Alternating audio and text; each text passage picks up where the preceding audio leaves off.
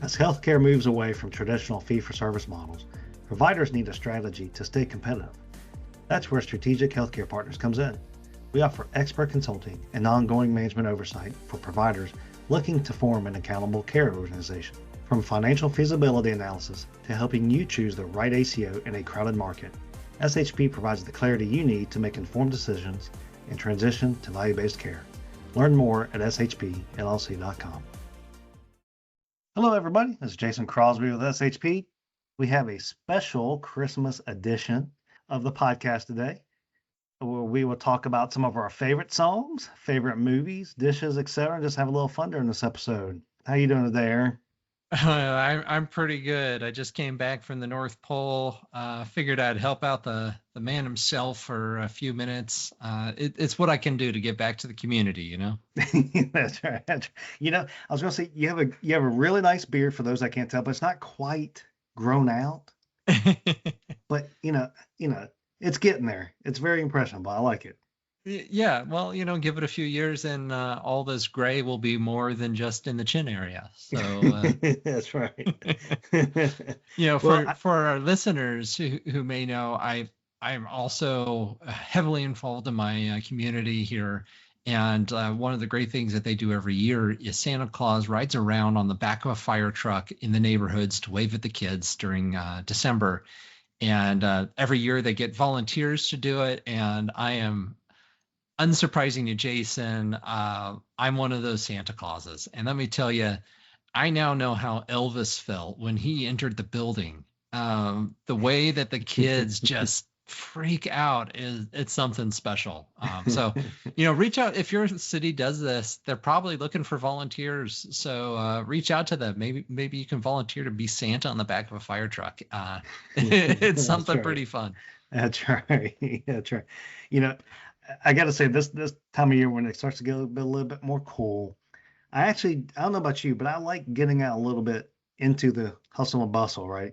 Getting near the malls, the outlet stores, kind of getting into it. Normally I don't, 99% of the time of the year.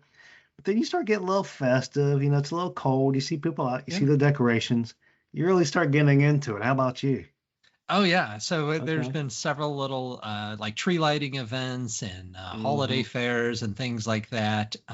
We're in the Savannah area, so we went downtown to the riverfront and walked around out there. It's all decorated up. They have these little booths of local sales, selling things that are way overpriced for what they are, but it's local artisans, small shops, that sort of thing, selling their wares. So it's always nice to help support small business.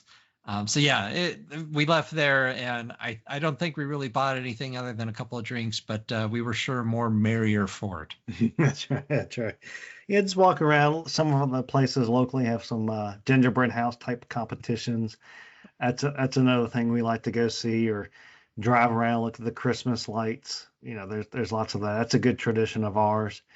I don't know about you. I'll start off by saying we do have one family tradition. When I say family tradition, my kids and wife and I, our homegrown sort of tradition, it's Christmas Eve gingerbread house competition.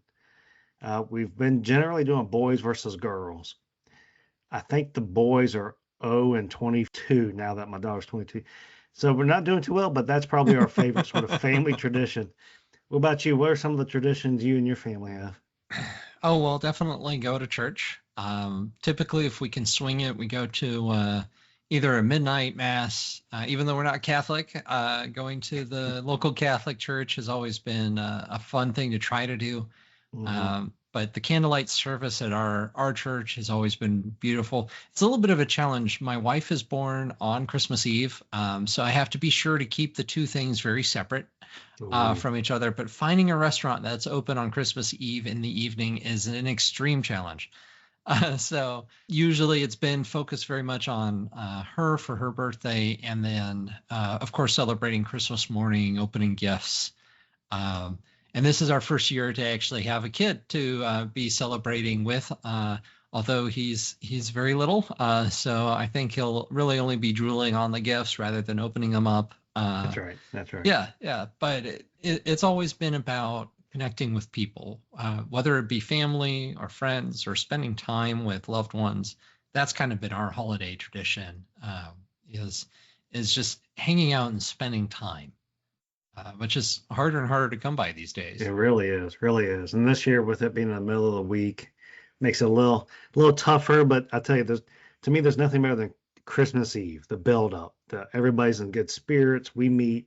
That's kind of we do a big family lunch on Christmas Eve. And that's the big Mm. multi-family get-togethers actually on Christmas Eve, so that you can do Christmas Eve mass, or sometimes we'll go Christmas morning service. I actually like that probably even more so than Christmas Eve myself. You and the 10 other people that show up, right? That's right. That's right. And of course, those 10 other people are your family, right? That's right. That's right. And the pastor and his family, right? Yeah. I get a good front row seat then. Yeah. And I would say, of course, and probably to our next tone, favorite movies. I mean, there's not a better time of year for movies, in my opinion. Movies you've seen hundreds of times, but still just kind of giggle, right? So Yeah. I'm going to charge the audience, but first I'm going to put Aaron on the spot and say, give me your top 5. Maybe you don't even have to do an order if that's too much pressure. Yeah, that's a lot of pressure. Ones that I absolutely must watch before I go, okay, it's not Christmas unless I have seen. Right. I will certainly say it's not Christmas unless I have seen Hans Gruber fall off Nakatomi Plaza. That is an absolute must watch. Die Hard is a Christmas movie. I will die on that hill. So Die Hard, kind of modern era. We got Elf, which is actually now like a 20-year-old film. So maybe not so modern era. That was a modern classic. I enjoy passively the Snoopy, the Peanuts Christmas. I say passively because it kind of drags in the middle. So I kind of fast forward to the good stuff. But the Home Alone 1 and 2, yes. I refuse to recognize any others. And probably Tim Allen's Santa Claus 1. That's a super enjoyable film. That's a good one. That's a good one. Yeah. Okay. I can watch the sequels. The sequels are okay, but like if the sequels should go away one day and we were only to be left with the original, I wouldn't be too sad. That's true. Yeah. Okay. How about you? What are some of the must-watch? Independent physician associations play a crucial role in delivering quality healthcare while allowing physicians to maintain their autonomy. At Strategic Healthcare Partners, we manage the full spectrum of IPA services, including managed care contracting, practice enhancements, and member education. Our goal is to empower physicians to secure their current and future patients through an organization governed by physicians for physicians. Whether you're part of a statewide IPA, a regional IPA, or a single specialty group, SHP provides the strategic advisory and management oversight you need. Discover how we can help you thrive at shpllc.com.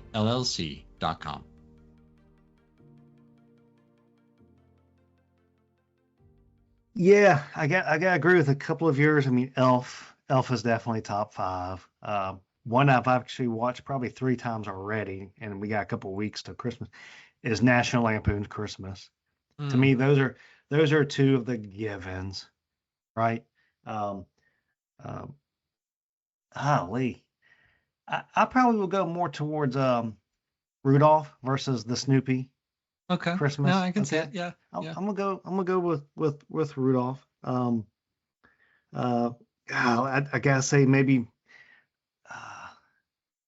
It's a Wonderful Life. Gotta toss that in there. The Lucas plays It's a Wonderful Life. The Lucas Theater in Savannah, Georgia plays It's a Wonderful Life every year for free.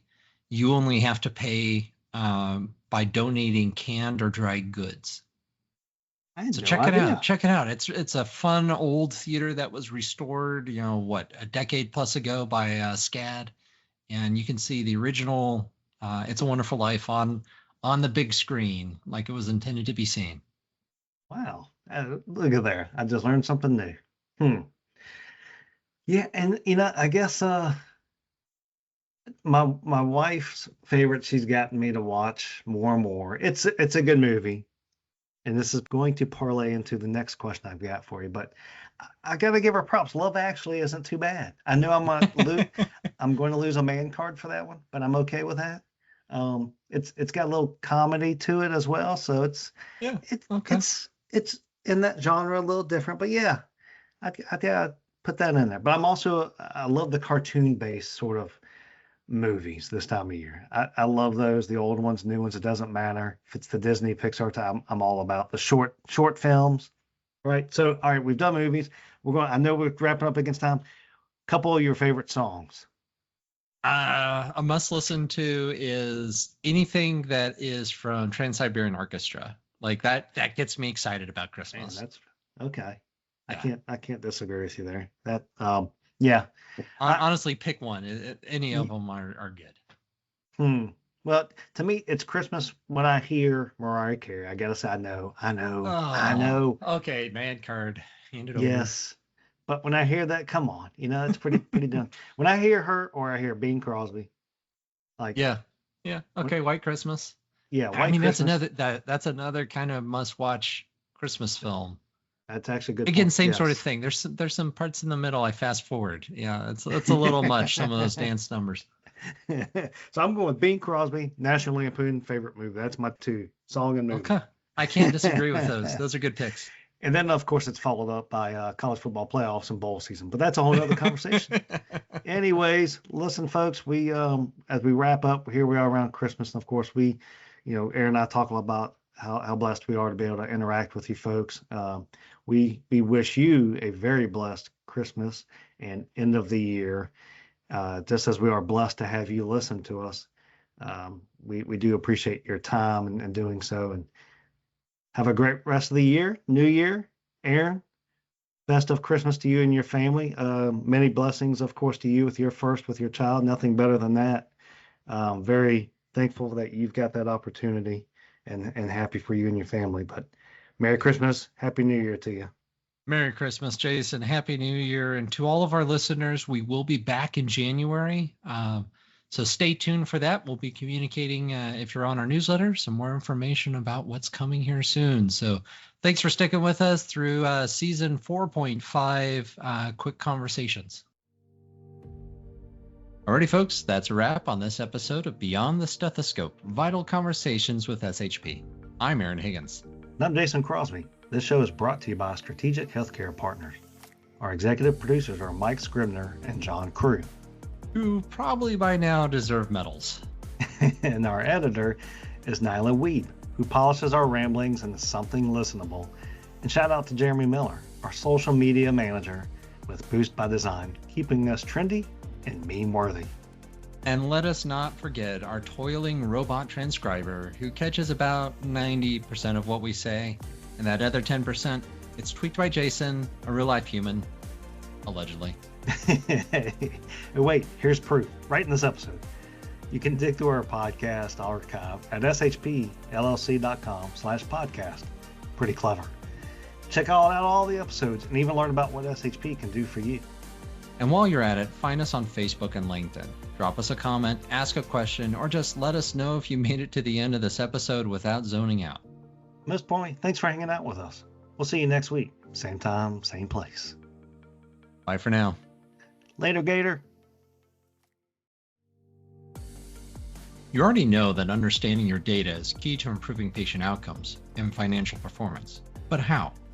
At Strategic Healthcare Partners, our analytics services help turn your EMR and other data sources into actionable insights. From identifying areas for improvement to guiding you through implementing changes, SHP supports you every step of the way. Our performance analytics service dives even deeper, providing custom reports that help you stay ahead in the transition to value-based care. Unlock your data's full potential with SHP. Learn more at shpllc.com.